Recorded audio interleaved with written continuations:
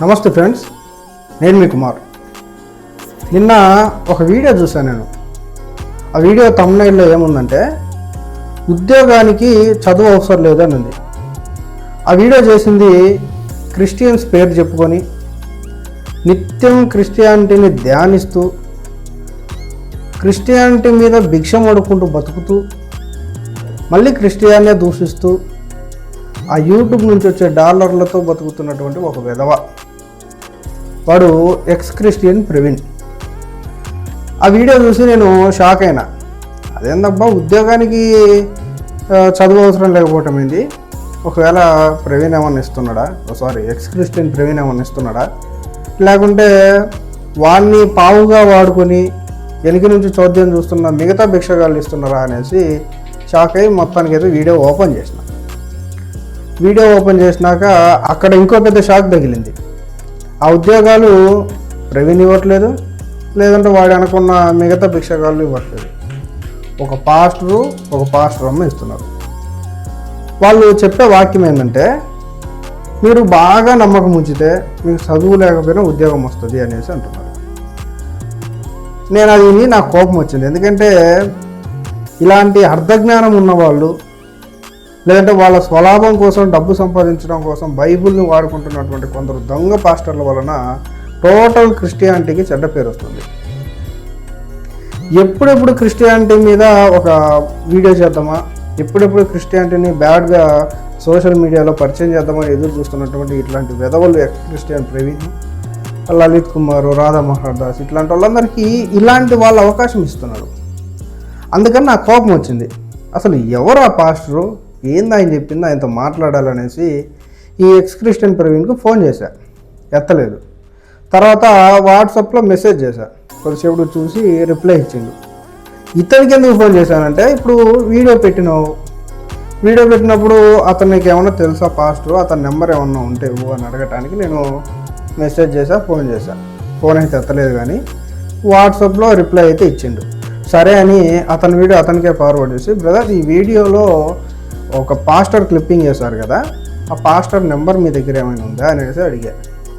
నా దగ్గర లేదు బ్రదర్ అని సమాధానం మంచిగా చెప్పింది. వాస్తవానికి ఈ ఎక్స్ క్రిస్టియన్ ప్రవీణ్ మీద నేను ఇంకొంతమంది కలిసి ఒక 2 నెలల క్రితం కేసు పెట్టాం. ఇది వాడికి కూడా తెలుసు. అయినా కూడా లేదు బ్రదర్ అని మంచిగా సమాధానం ఇచ్చేసరికి, ప్రవీణ్లో ఇంకా మానవత్వం బతికే ఉందయ్యా అనేసి నేను ఒక బ్రదర్ నాది ఒక కోరిక అని నేను నార్మల్గానే అడిగా. ఏంటి చెప్పు అన్నాడు. బ్రదర్, క్రైస్తవ్యంలో టోటల్గా దొంగలే లేరు, అట్లనే టోటల్గా మంచోళ్ళే లేరు. తప్పుడు వాళ్ళని ఎట్లా ప్రశ్నిస్తున్నారో మంచిదే. మీరే కాదు, ఒక క్రైస్తవ్యంలో ఉన్నటువంటి ఒక పాస్టరు తప్పు చేస్తున్న ఇంకో పాస్టర్ని వీళ్ళే దూషిస్తారు, వీళ్ళే ఎత్తి చూపిస్తారు నువ్వు చేసే తప్పు అనేసి. కాబట్టి నువ్వు ఆ మంచి చేసేటోళ్ళను కూడా వాళ్ళ గురించి కూడా మాట్లాడవు బ్రదర్ అనేసి చెప్పిన. దానికి రిప్లై ఏమని ఇవ్వాలి? ఇష్టం ఉంటే చేస్తాం, మాట్లాడతాం, మంచిని కూడా చూపిస్తాం అనాలి. అలా కాకుండా నాకు కొన్ని గలీజ్ మాటలు మెసేజ్ పెట్టిండు. ఈ దేశానికి క్రైస్తవ్యం అవసరం లేదని ఒకటి పెట్టిండు.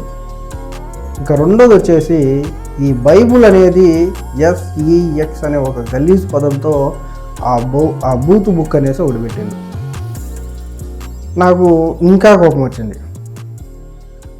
కోపం వచ్చి, బ్రదర్ నీ జ్ఞానం ఏదో నాకు అర్థమైంది ఇక్కడనే, నీ ప్రవర్తన ఏందనేది నాకు ఇక్కడే అర్థమైంది, నువ్వు మారవు అని నేను మెసేజ్ పెడితే ఇంకా నా మెసేజ్ పోలే అతనికి. ఏంటా అని చూస్తే బ్లాక్ చేసుకున్నాడు. దాని కింద ఇంకో మాట పెట్టిండు, ఏంటంటే I will talk to you later అని పెట్టాడు. సరే మాట్లాడుతున్నాడు, అంతలో ఇంగ్లీష్లో చెప్పిండు, కష్టంగా చేస్తానులే అనుకున్నాను. చెయ్యలే. నేను ఎన్నిసార్లు ఫోన్ చేసినా నా నెంబర్ కూడా బ్లాక్లో వేసుకున్నాడు. అంటే నేనేం చెప్తున్నా అంటే, ఇప్పుడు ఇంత పిరికివాడివి, కనీసం ఫోన్ ఎత్తి ఆర్గ్యూ చేసుకోలేనివి, నీకు ఎందుకు నువ్వు ఇలా భిక్షం అడుక్కుంటూ క్రిస్టియానిటీ మీదనే బతుకుతూ ఒక మంచిగా సంభాషిస్తూ మాట్లాడుతున్నప్పుడు కూడా ఇలా మాట్లాడడం కరెక్టేనా? నువ్వు అన్నట్టు సనాతన ధర్మం గొప్పది అన్న ఓకే, మంచిదని అనుకుందాం. ఇలా మిగతా మతాలను, మిగతా గ్రంథాలను మిగతా బోధకులను దూషించాలని చెప్తుందా? అసలు నువ్వు సనాతన ధర్మానికి పనికొచ్చేటోడివేనా? నువ్వు పనికొచ్చేటోడివి అయితే నువ్వు సనాతన ధర్మాన్ని రక్షించాలనుకుంటున్నావు, దాన్ని మాత్రమే నువ్వు హైలైట్ చేసుకోవాలి. ఎందుకని నువ్వు మిగతా గ్రంథాలను దూషించడం పనిగా పెట్టుకుంటున్నావు? ఎక్స్ క్రిస్టియన్ ప్రవీణ్ చెప్తున్నా, నువ్వు నా కంట్లో పడితే నీకు మాత్రం మామూలు ఉండదురా. నేను మంచిగా సంభాషిస్తూ మాట్లాడుతున్న సమయంలో నువ్వు ఒక బైబుల్ని ఇది అని అన్నావు కదా. నీకు చాతనైతే నేను వీడియో రూపంగా చెప్తున్నా, నువ్వు ఖచ్చితంగా ఈ వీడియో చూస్తూ నేను నీకు పెడతా కూడా. చాతనైతే నువ్వు కమ్మనరా, లేదంటే నాకు నా నెంబర్ అన్బ్లాక్ చేయి, మాట్లాడదాం. అరే సరైన కంటెంట్ లేదు నీ దగ్గర. నీకు 24 గంటలు నువ్వు క్రిస్టియానిటీ మీదనే బతుకుతున్నావు. పొర్రపాటున ఒక నెల నువ్వు క్రిస్టియానిటీ పేరెత్తకుండా, క్రిస్టియానిటీ మీద వీడియోలు చేయకుండా ఉంటే ఆ యూట్యూబ్ నుంచి నీకు భిక్షంగా వచ్చే డాలర్స్ ఉన్నాయి చూసినావా, అవి రానప్పుడు మళ్ళీ గుడ్డలు చింపుకొని రోడ్డు మీదకి వస్తున్నావు. నువ్వు తినే తిండి క్రిస్టియానిటీ మీద బతుకుతున్నావు, నువ్వు కట్టే బట్ట క్రిస్టియానిటీ దయా, నువ్వు తిరిగే తిరుగుళ్ళు క్రిస్టియానిటీ.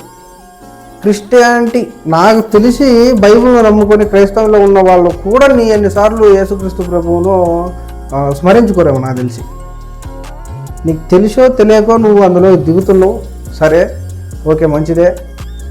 కానీ ఎక్స్ క్రిస్టియన్ ప్రవీణ్ హద్దులు మీరే మాట్లాడితే సొంత ఊరికి రాలేవు. నువ్వేం మనిషిరా? సొంత ఊరికి నువ్వు రాలేవు. ఎక్కడ తంతరో నిన్ననేసి సొంత ఊరికి రాలేవు నువ్వు. మీ అమ్మ నాన్నలు కూడా దగ్గర రానియరు. నేను అసలు నువ్వు మనిషి అనటానికి కూడా నాకు ఎట్లానో ఉంది, వేస్ట్ ఫెలో.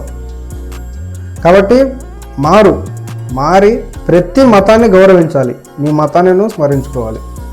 నీకు నచ్చిన మతంలో నువ్వు ఉండు, కానీ పక్క మతాలను దూషిస్తే సమయం వచ్చినప్పుడు తాట తీస్తాం.